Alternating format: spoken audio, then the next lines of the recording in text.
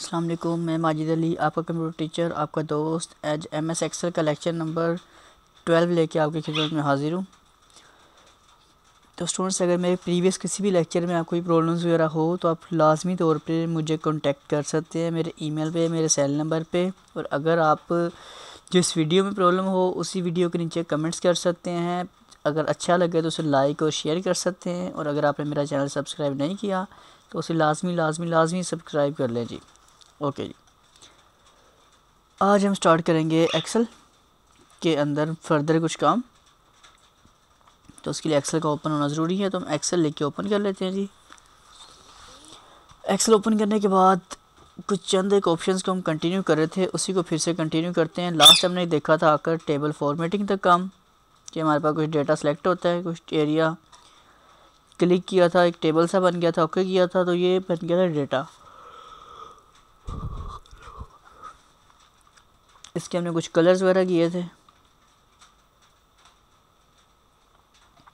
जब इसमें एंट्रीज होंगे ज़्यादा बेहतर कलर बनेंगे। ये देखें, हेडर हो, ऊपर कॉलम आने चाहिए या नहीं आने चाहिए, टोटल सबसे आखिर में रोज़ उनका प्लस होना चाहिए कि नहीं, बीच में जो बैंड बने आ रहे हैं वो आने चाहिए कि नहीं आने चाहिए, कॉलम में आना चाहिए कि नहीं आना चाहिए, लास्ट वन के ऊपर कलर होना चाहिए या नहीं होना चाहिए, फर्स्ट के ऊपर होना चाहिए या नहीं होना चाहिए।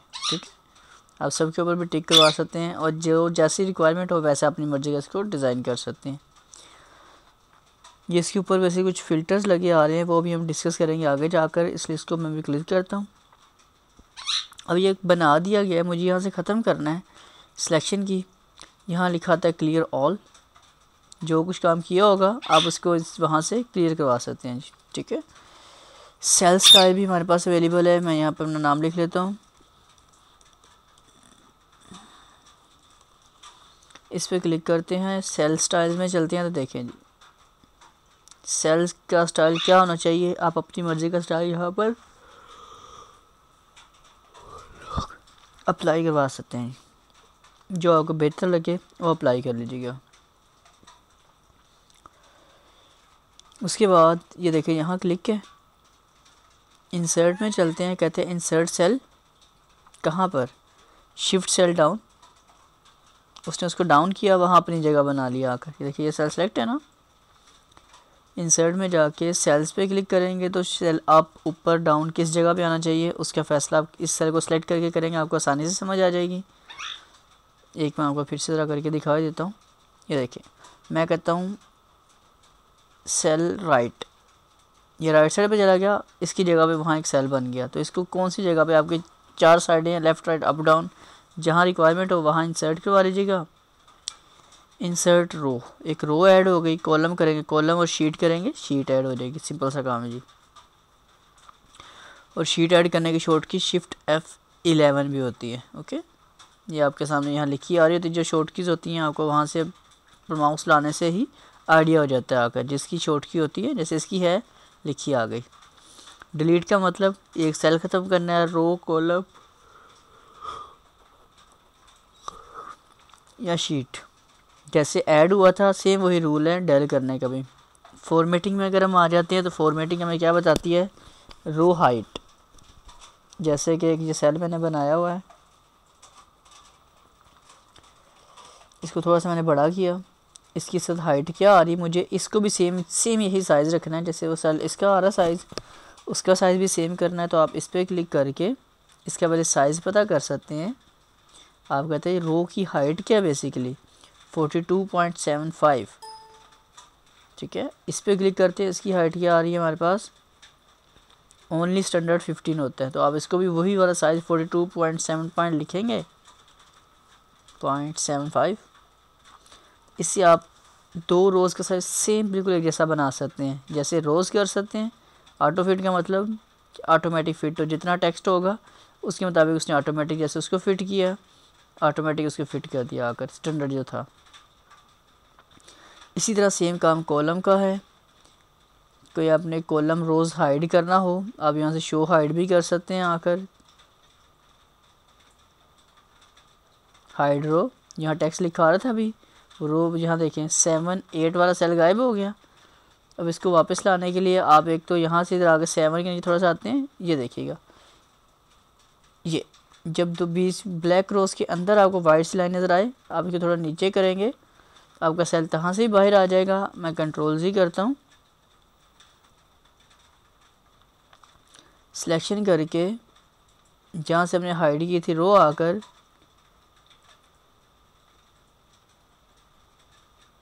अनहाइड रो, ठीक है, सिलेक्शन करके जैसे मैंने पहले अभी भी किया है अनहाइड रो। कोई और भी हाइड होती है तो उसने वो भी डिस्प्ले कर देना था। इस तरह आप कॉलम रोज को जो हाइड किया होता है वो डिस्प्ले भी करवा सकते हैं जी आकर। शीट को रीनेम करना है, ये सिंपल सा काम है, या आप यहाँ से कर सकते हैं, लेकिन एक मेन काम है प्रोटेक्ट ऑप्शन। जैसे कि ये सेल आ रहा है मेरे पास ये वाला, ये ज़्यादा भी आप सिलेक्शन कर सकते हैं। मैं कहता हूँ इसके अंदर कुछ प्रोटेक्शन लग जाए क्या, कि इसमें ना तो कुछ लिखा जाए, जितनी भी प्रोटेक्शन आ रही है किसी कॉलम को इंसर्ट ना हो सके, हाइपरलिंक ना लगे, कॉलम में डिलीट ना हो, रो डिलीट ना हो, इंसर्ट रो ना हो सके, सारी ऑप्शन आ रही, सॉर्ट या जो भी कुछ आ रहा है ये ना हो सके इसके ऊपर।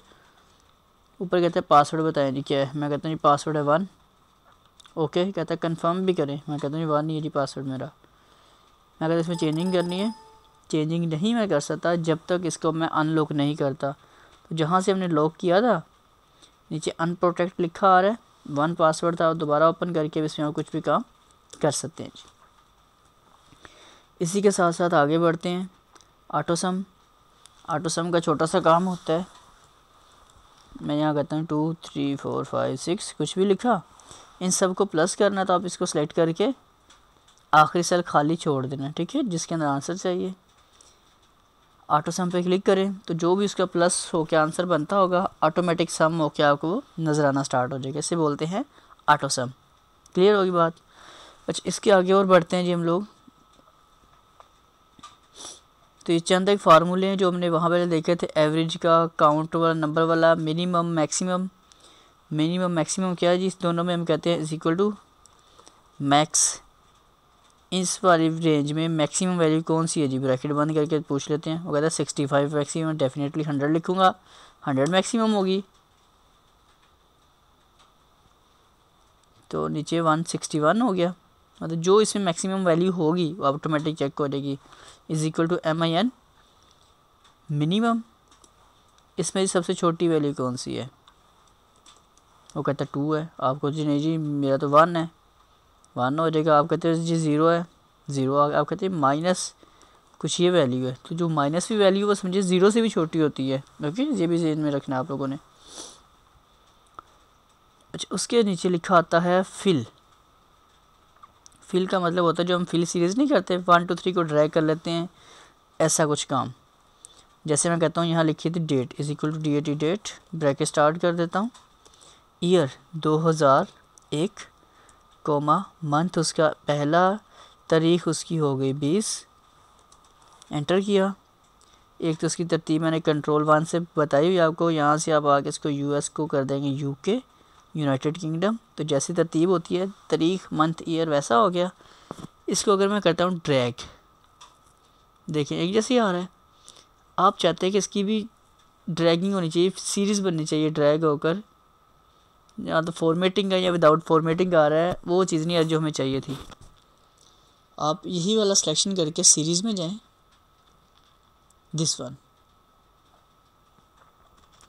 यहाँ पूछता है क्या करना है, आप कहते हैं डेट को डे मंथ ईयर किसको एक्सटेंड में कहते हो ईयर्स, ईयर क्या 2001 है, मैंने ईयर को क्लिक किया, 1 2 3 4 5 6 2012 आना शुरू हो गया। आप डेज करते डे चेंज होते, तारीख करते तो मंथ करते तो मंथ भी चेंज होते। तो सिंपल सा इसका काम है सीरीज़ का, आप जैसी भी सीरीज़ चाहते हैं अपनी मर्ज़ी की चला सकते हैं। जस्टिफाई का मतलब सेल्स को जस्टिफाई करना होता है, अगर नहीं सिंपल काम है।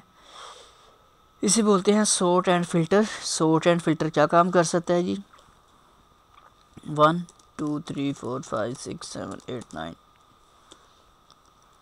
10 लिखा, सिलेक्शन की इसकी, sort A to Z already आ रहा है, मतलब 1 से लेकर 10 तक तरतीब सेट कर दो, Z to A करेंगे, लार्जेस्ट वैल्यू ऊपर स्मॉलर वैल्यू नीचे आ जाएगी। तो ये सिंपल सा काम है इसका भी। फ़िल्टर पे अगर आप क्लिक कर देते हैं तो ऊपर एक फ़िल्टर लग गया, आपको इनमें से कोई एक रिकॉर्ड चाहिए, आप सबको अनचेक करें। आप बोलिए मुझे रिकॉर्ड नंबर 3 चाहिए, 3 आपके सामने आपको नज़र आ जाएगा। इसी तरह जो भी रिकॉर्ड आपको रिक्वायर्ड हो बस फ़िल्टर लगाएं, वहाँ पे इम्प्लीमेंट कर लें। जैसे कि इसको थोड़ा सा मिसाल के तौर पे मैं काम करके दिखा दूँ आपको। तो जो हमने लास्ट शीट्स क्रिएट की थी उनमें से देखते हैं जाकर रिज़ल्ट शीट है। हम क्या करते हैं जी, इस रिज़ल्ट शीट का थोड़ी सी जूमिंग कम कर दूँ। मैं कहता हूँ जी रोल नंबर पे मुझे फ़िल्टर अप्लाई करना है या नेम पे फ़िल्टर अप्लाई करना है। क्लिक किया नेम पे, फ़िल्टर लगाओ जी।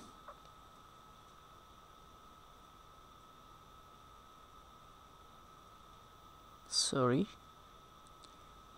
फ़िल्टर ख़त्म किया मैंने। ये सेल्स हैं, इन पर फ़िल्टर अप्लाई करें। देखिए जी उसने फ़िल्टर लगा दिए। हम कहते हैं मैं नेम बेस पे अनचेक किया कि सिर्फ मुझे आयशा का और अली का रिकॉर्ड दिखाओ, बाकी कुछ ना रिकॉर्ड आए। सिर्फ उतना रिकॉर्ड आएगा, बाकी सारा कुछ गायब हो जाएगा। ये ख़ास फ़ायदा है फ़िल्टर का। क्लिक किया, जहाँ से लगाया वहाँ से आप फ़िल्टर ख़त्म भी कर सकते हैं जी। क्लियर के साथ क्या होता है जी, क्लियर ऑल। ये शीट का मैं काम ख़त्म कर दूँ, इससे हमें कोई गर्ज नहीं है। ये तो हमारी जैसे थी वैसे ही वैसे वापस रखनी मुझे। ये जी अब देखिए एक सेल्स है।